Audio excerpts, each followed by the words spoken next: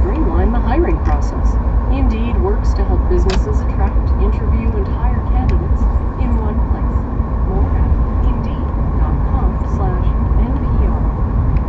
And from CFP, Certified Financial Planner Professionals, focused on providing... Take the next right onto Farmington Road. From retirement and investments to taxes and estate planning in the client's best interest.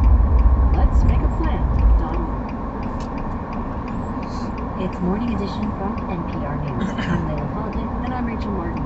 The white man accused of killing 10 people and wounding 3 others in a racist mass shooting will be back in court this morning in Buffalo, New York. His hearing comes as New York's governor... In a quarter mile, turn right onto Freedom Road. Earlier, I spoke with NPR's Cheryl Corley, who's following the story in Buffalo. Today is what's called a felony hearing, and that's where they determine whether there's enough evidence for trial. Peyton Gendron, as you mentioned, is charged with first-degree murder. And this is an open and shut case, but it's not that simple. According to the district... Take the next right onto Freedom Road.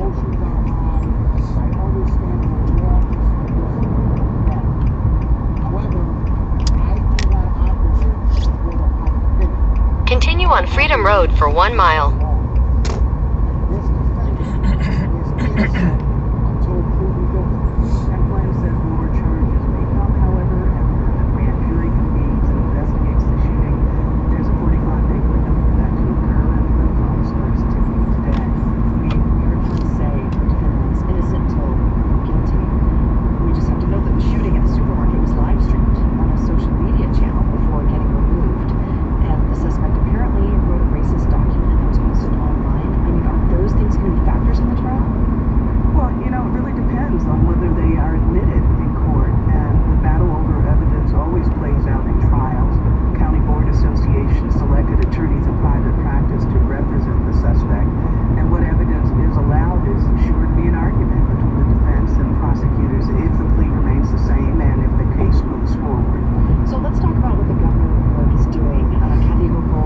Quarter mile, turn left onto Orchard Lake Road. Go after social media companies. Tell us more. Well, the governor said the nation's biggest threat is the mainstreaming of hate speech and white supremacy and easy access to military-style weapons and ammunition. She sent a referral letter requesting the Attorney General, Letitia James, to investigate social media platforms. Turn left onto Orchard Lake Road. And others that were apparently used to amplify the attack. And Hochul also signed an executive order that sets up a domestic terrorism unit. Continue for 2 miles. Best practices for law enforcement, for mental health professionals, for school officials to address the rise of homegrown extremism. And we'll make sure that they're trained to know how it occurs, where it occurs, and how to stop it. So, in addition to this focus on social media, the governor has also announced this plan for tighter gun controls. What can you tell us? She wants state lawmakers really to close gun law loopholes that she says allow specialty guns to be sold without permits and just a whole package.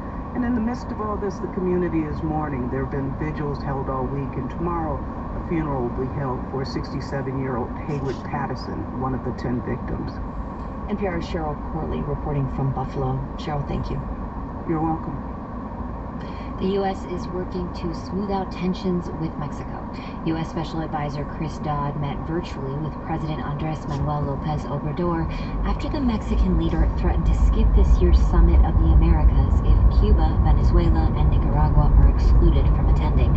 It's a concerning sign of a new chapter in U.S. relations with Latin America, which has been electing more leaders who are not as interested in having a close relationship with the United States.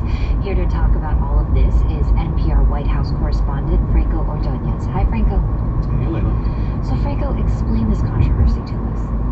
You know, the Biden administration has indicated that the United States will only invite democratically elected leaders to the summit, which is taking place in Los Angeles early next month. So the leftist presidents of Mexico and Bolivia announced that they would skip if leaders of the three authoritarian governments, as you mentioned, Cuba, Venezuela, and Nicaragua, are not invited. AMLO, as he is known, has been critical of the U.S. in the past, but that relationship between the U.S. and Mexico is really significant, so it's another bold stance for him to take. And I'll just note that the right-wing president of Brazil,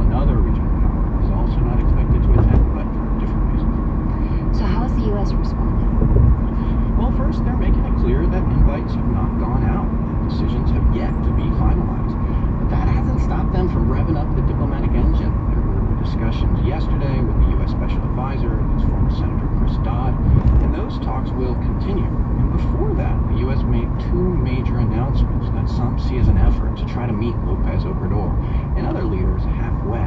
On Monday, the Biden administration announced plans to make it easier for families to send money and visit relatives in Cuba, reversing a Trump-era move. And on Tuesday, the administration announced it was easing some oil sanctions on Venezuela. Both of those things are things that the governments are seeking. Now, one of the arguments being made is that the summit should be more inclusive. Why not use this forum as an opportunity to confront the autocratic leaders and tackle these issues head on? It's a really compelling argument that many are making. And clearly, there is engagement that we see with those announcements on Cuba and Venezuela.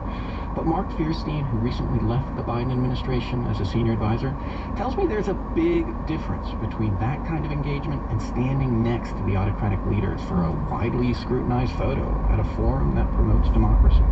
You can't have in that picture someone like Nicolas Maduro, who committed crimes against humanity, someone like Daniel Ortega, who opposed the dictatorship and jailed all the political opponents, and someone like Diaz-Canel of Cuba. They just don't fit there. They don't belong in that picture. He says that it's a very different dynamic. Are there political implications to the administration's decision to engage with these countries, particularly with voter support? Yeah, some Democrats actually see this as a sign that the party is giving up on winning Florida, a state former President Obama won twice. Fernand Amandi, a Democratic pollster, says Florida is the one state where U.S. policy toward Venezuela and Cuba has a direct and political impact. These decisions taken outside of the Florida political context may actually represent where the administration wants to go from a policy perspective. However, there is always political backlash to these types of decisions in Florida, and they are certainly being experienced now. Now, Venezuelan American and Cuban American voters have proven to be decisive in Florida, as Amanda notes. So there is a lot at stake. But I'll just note that the invitations still haven't gone out, so there is still time for things to change, but not much. The summit starts the week of June 6th. NPR White House correspondent Franco Ordonez. Thank you, Franco. Thank you.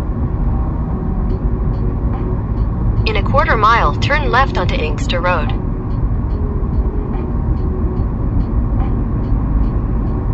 Later, on All Things Considered, in California, there's an enormous budget surplus. So why can't state lawmakers agree on how to use that $97 billion to help people dealing with crippling inflation and high Take the next left onto Inkster Road. Ask your smart speaker to play NPR or your member station by name. And join us for All Things Considered later today from 4 to 6:30. You can listen on your smart speaker anytime by saying Play Michigan Radio. Good morning, I'm Doug Tribou. Still to come this hour on Morning Edition, the U.S. Department of Education is set to announce new guidance on how schools can use COVID relief funds for mental health services. You can hear more details on that story on the Marketplace Morning Report in 9 minutes. Good morning, I'm Rob Hugh Jones at the BBC with two stories for you this hour from Asia. South Korea says it has not yet received a response after offering to help North Continue Korea on with Inkster its Road worrying for 1 mile. COVID-19 outbreak. The North, with a population of around 25 million, says 63 people have now died. But it also admits that nearly 2 million of its citizens have fallen sick. BBC's Jean McKenzie is in South Korea. The North Korean leader has a dilemma whether to accept outside help. The country's ideology is one of self-reliance. As the virus seemingly rips through its unvaccinated population, it doesn't have the healthcare or supplies needed to treat people. But despite South Korea's offers, it's extremely unlikely the North will accept their vaccines and medicine. North Korea's longtime ally China and the World Health Organization have also offered their help. And a court in Japan has ordered a medical school to pay compensation to 13 women for discriminating against them in entrance exams. Michael Bristow has more. In a quarter mile, turn right onto West 10 Mile Road. Strict requirements for female students. Previous investigations have found other Japanese medical schools have also favored men over women. This was done in part because some university administrators thought women would leave the medical profession or work fewer hours to get married and have children. And at the BBC, I'm Rob. Take the next right onto West 10 Mile Road. Here in Michigan, with COVID cases rising